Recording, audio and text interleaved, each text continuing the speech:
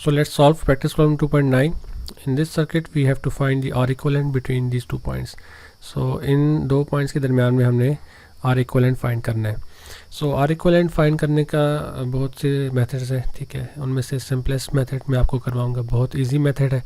R equivalent find करने का अगर आपको तरीका आ जाएगा तो आप सिंपली L equivalent यानी कि इंडक्टर अगर इसी पैरेलल और सीरीज़ कॉम्बिनेशन में कनेक्टेड है तो आप उसको भी फाइंड कर सकते हैं.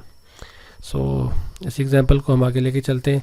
देखें आपके पास जो रेजिस्टर्स हैं वो सीरीज़ में किस केस में कनेक्टेड होते हैं और पैरेलल में किस केस में कनेक्टेड होते हैं.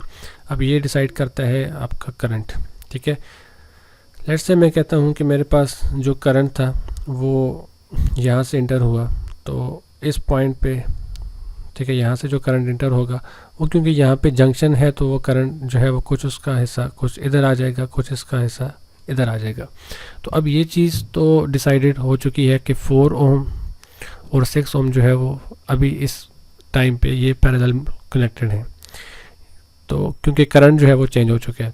इसी तरह जो 3 ओम रजिस्टर है और 4 ओम रजिस्टर है ये भी आपस में पैरेलल में कनेक्टेड है.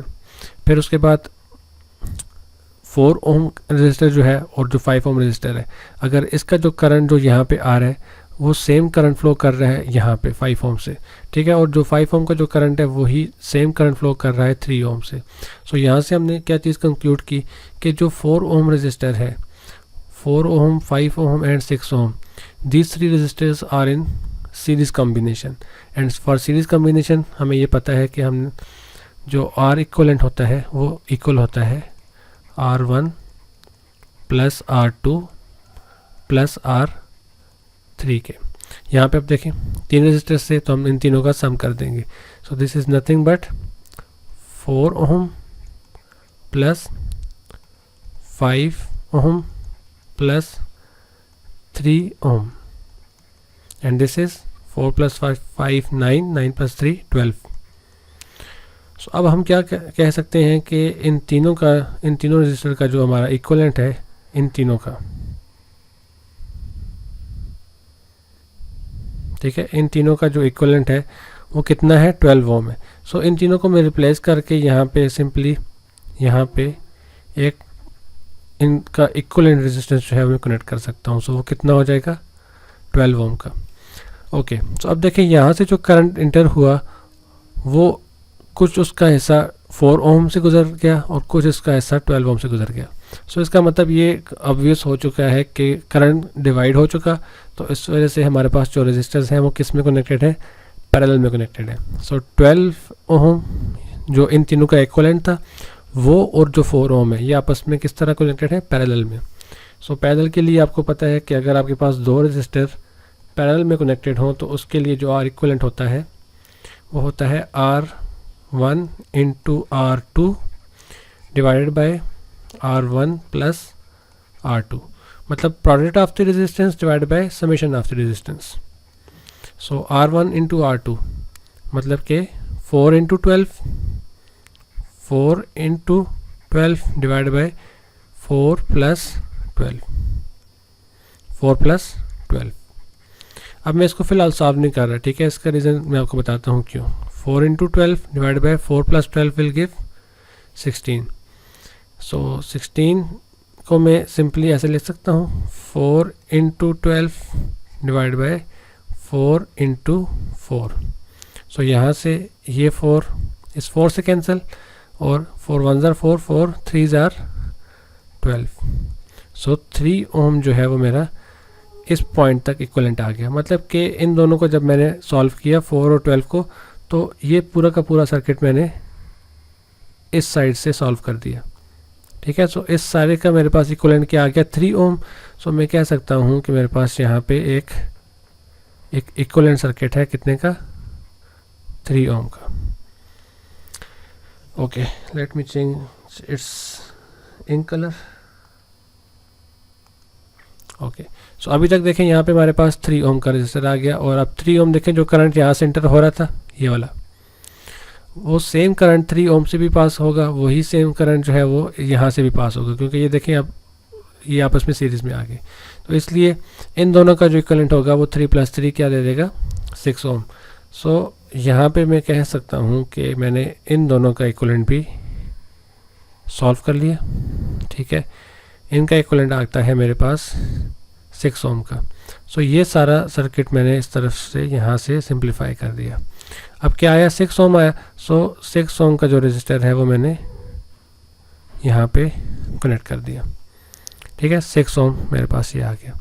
अब देखें, एक प्रॉपर्टी है सिंपल पैरेलल रेजिस्टेंस की कि अगर आपके पास एक रेजिस्टर 6 ओम का है और उसका पैरेलल में जो दूसरा रेजिस्टर है वो भी 6 ओम का है, तो आप सिंपली इनका इक्विवेलेंट फाइंड करने के लिए इसकी एक वैल्यू को 6 ओम की वैल्यू को डिवाइड बाय 2 कर दें। फार्मूला क्या है मैं आपको बता देता हूँ। देखिए, अगर आपके पास पैरेलल में कनेक्टेड है रेजिस्टेंस, ठीक है, तो आर इक्विवेलेंट जो है वो आपका होगा जो एक इंडिविजुअल रेजिस्टेंस की वैल्यू है और डिवाइडेड बाय जितनी रेजिस्टेंस आपके पास पैरेलल में कनेक्टेड है, ठीक है। देखिए यहाँ पे कितने रेजिस्टर कनेक्टेड थे, 2, तो मैं n की वैल्यू 2 पुट कर दूंगा, ठीक है।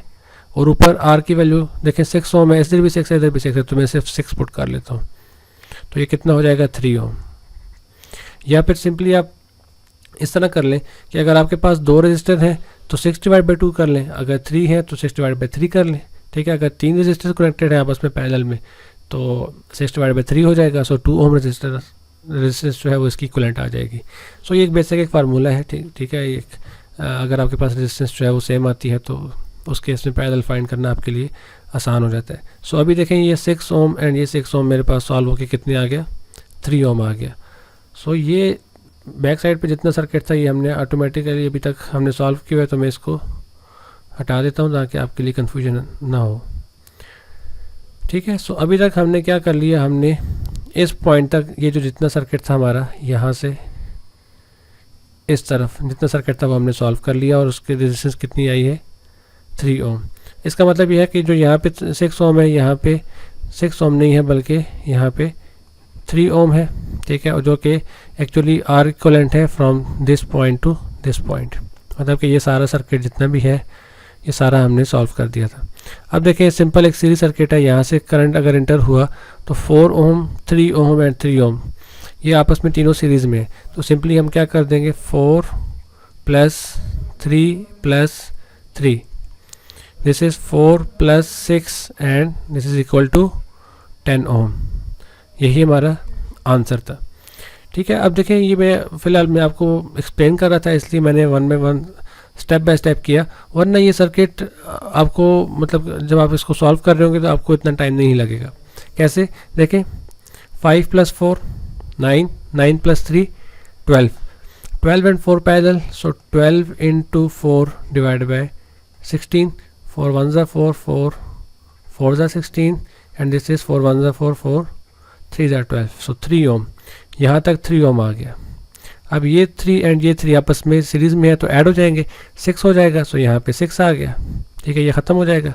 6 और 6 आपस में पैरेलल में है तो डिवाइड बाय 2 कर दें तो कितना आ जाएगा, 3 आ जाएगा। यहाँ पे 3 आ गया। अब ये 3 ये 4 ये 3, 4 + 3 7, 7 + 3 10, सो ये 10 ओम रेजिस्टेंस आ गई।